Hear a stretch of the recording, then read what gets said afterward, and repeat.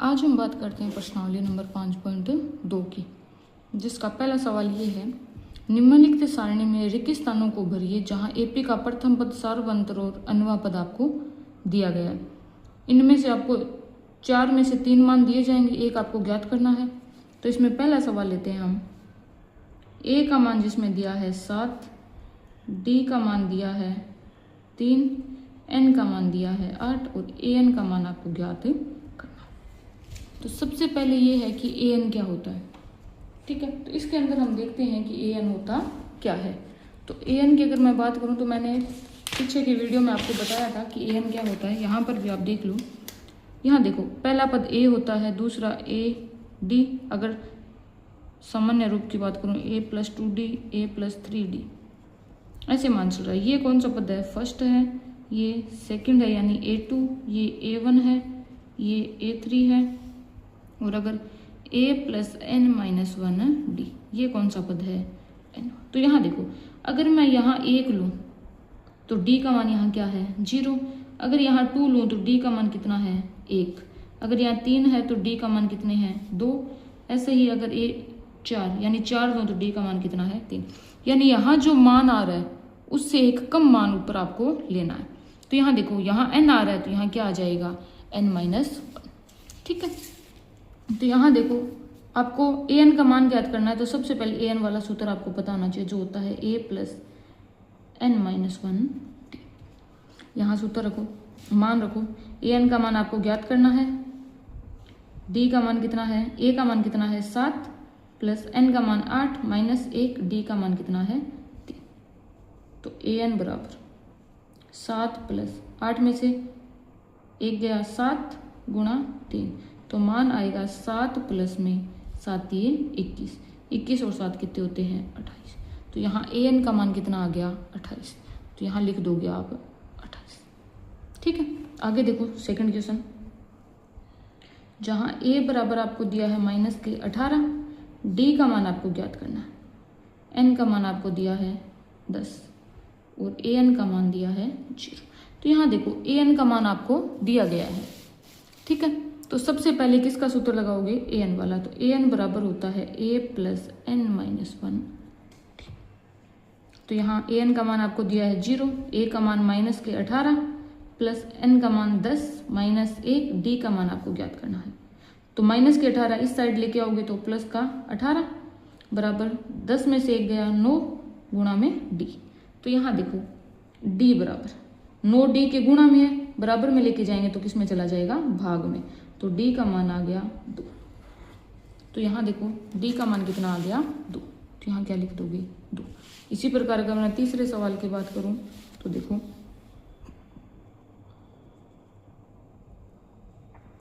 यहाँ देखो आपको a का मान ज्ञात करना है। d का मान आपको दिया है -3, n का मान आपको दिया है 18 और a n का मान दिया है -5। तो सबसे पहले वही जो दिया है उसका सूत्र लगाओ। तो a n बराबर a + n-1d। ठीक है, यहाँ देखो a n बराबर a का मान आपको ज्ञात करना है, a n का मान ज्ञात करना है, n का मान 18 - 1, d का मान -3। a n बराबर कितना है? -5 बराबर a + 18 में से 1 गया 17 गुणा में क्या आ रहा? -3। यहाँ देखो a बराबर, a तो यहीं रख लिया, बाकी सबको इधर लेके जाओ। तो -5 तो पहले से ही है, 17 × 3 = 51, और यहाँ से देखो ये पहले यहाँ लिख लो, -5 तो पहले से ही है, प्लस बराबर a + 17 × 3 = 51, वो भी किसका? माइनस का।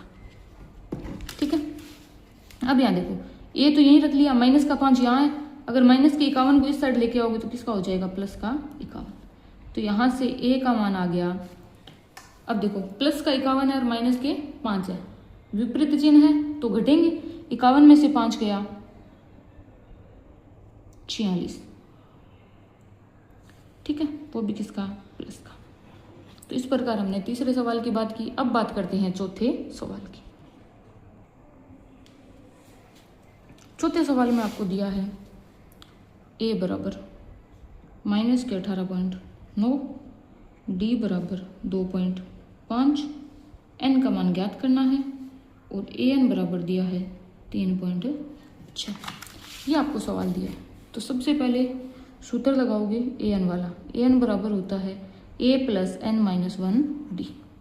यहाँ देखो ए एन का मान आपको ज्ञात करना है या दिया है, ए एन का मान आपको दिया गया है। तो सबसे पहले ए एन का मान रखो 3.6 बराबर ए का मान -18.9 प्लस एन का मान आपको ज्ञात करना है तो एन माइनस 1, डी का मान दिया है 2.5। अब यहाँ देखो 3.6 है, माइनस के 18.5 है, इधर आएंगे तो प्लस के 18.5 बराबर एन माइनस 1 2.5। ठीक है।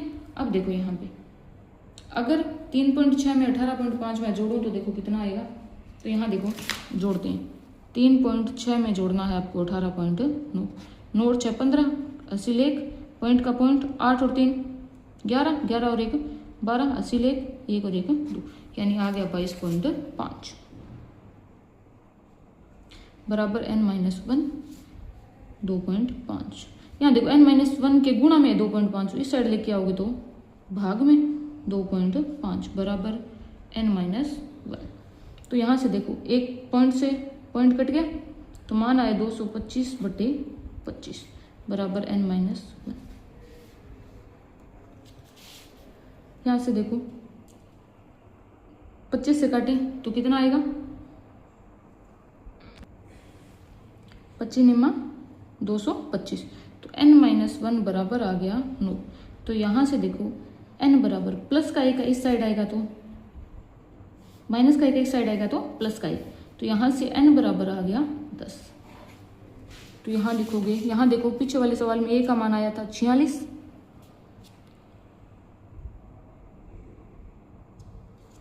और अब n का मान आया है 10।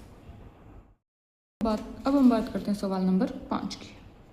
तो यहाँ देखो a बराबर दिया है 3.5, d बराबर दिया है 0, n बराबर दिया है 105 और an का मान आपको ज्ञात करना है। ठीक है। तो यहाँ देखो सबसे पहले an का मान ज्ञात करना है तो आपके पास an का सूत्र होना चाहिए a plus n minus 1 d। तो an बराबर a का मान है 3.5 प्लस n का मान 105 माइनस का 1, d का मान है 0। तो an बराबर यहाँ देखो 3.5 प्लस 105 में से गया 104 गुणा में क्या है 0। 0 को किसी भी संख्या से गुणा करोगे तो क्या आएगा 0, तो प्लस में 0। तो इस प्रकार an बराबर किसी भी संख्या में 0 जोड़ते हो तो हमेशा वो संख्या वापस आ जाती है। तो an का मान आ गया 3.5। तो यहाँ an बराबर आ गया 3.5। तो इस प्रकार हमने बात की पहले सवाल की। अब हम बात करते हैं दूसरे सवाल की, जो कुछ इस प्रकार से है। निम्नलिखित में से सही उत्तर चुनिए और उसका औचित्य दीजिए। तो पहला सवाल आपको दिया है, एपी आपको दी है, देखो 10 7 4 का 30वां पद। यहाँ देखो 10 7 4 है तो एपी आपको दी गई है 10 7 4। ठीक है। तो यहाँ देखो ए कितना है, पहला पद 10, डी बराबर a2 माइनस a1, a2 कितना है 7 माइनस के 10 बराबर आएगा माइनस का 3। और 30वां पद ज्ञात करना है, यानी n बराबर दिया है आपको 30 और an का मान आपको यानी a30 का मान आपको क्या करना है, ज्ञात करना है। तो यहाँ देखो सबसे पहले an वाला सूत्र लगाओगे तो a plus n minus 1 D. तो a30 बराबर a का मान 10 है प्लस n का मान 30 है माइनस का 1, d का मान कितना है माइनस का 3। तो a30 बराबर 10 प्लस 30 में से गया 29 गुणा में क्या है माइनस का 3। ठीक है। तो यहाँ देखो आप आगे देखो a30 बराबर 10 प्लस को माइनस से गुणा करोगे, माइनस 29 को 3 से गुणा करो, कितना आ रहा है देखो यहाँ 29 को किससे गुणा करना है 3 से। देखो 29 को गुणा करना है 3 से, 9 3 27 का 7 हासिल 2, 3 2 6 7 8, तो कितना आएगा 87। तो माइनस का क्या आ गया 87। तो a30 बराबर 10 में से माइनस 87 गए घटेंगे तो माइनस का 77। तो इस प्रकार ए 30 का मान आ गया -77, जो उत्तर कौन सा है आपका सी। ठीक है, इसी प्रकार सेकंड सवाल देखो। सेकंड सवाल में आपको एपी दी है -3 -1/2 2 और आपको कौन सा पद ज्ञात करना है 11। ठीक है, तो देखो इधर ए बराबर कितना है -3 और डी बराबर -1/2। यहाँ देखो माइनस घटाना होता है -3। अब देखो यहाँ पे -1/2 माइनस माइनस प्लस का 3। अब आपको ये घटाना लघुत्तम लेके, यानी -1/2 प्लस का 3। तो 3 के बट्टे में कुछ नहीं है तो 1 तो है ही। लघुत्तम लो कितना आएगा 2, 2 में 2 का भाग दिया 1, 1 को -1 से गुणा किया -1 प्लस 2 में 1 का भाग दिया 2, 2 को 3 से गुणा किया 6, यानी मान आया प्लस का 5/2। तो बराबर में मान आ गया 5/2। अब देखो यहाँ से आपको 11वां पद ज्ञात करना है, तो n का मान कितना है 11 और a 11 ज्ञात करना है आपको। तो an बराबर होता है a + n-1d। या तो आप सीधे ही लिख दो ये, या आप 11वां पद आप सीधे ही कर सकते हो कि 11वां पद क्या होता है a 11, a प्लस में 10d, ये भी सूत्र लगा सकते हो। तो यहाँ देखो a 11 ज्ञात करना है, तो a का मान कितना है -3 प्लस n का मान 11 -1, d का मान कितना है 5/2। तो a 11 बराबर -3 प्लस का 10 गुणा 5/2, 2 एकम 2, 2 5 10। तो a 11 बराबर -3 प्लस में 5 5 25। तो इस प्रकार a 11 बराबर 25 में से 3 गए 22। तो उत्तर कितना आएगा 22। तो यहाँ देखो उत्तर क्या आ जाएगा आपका। तो इस प्रकार हमने बात की दूसरे सवाल की।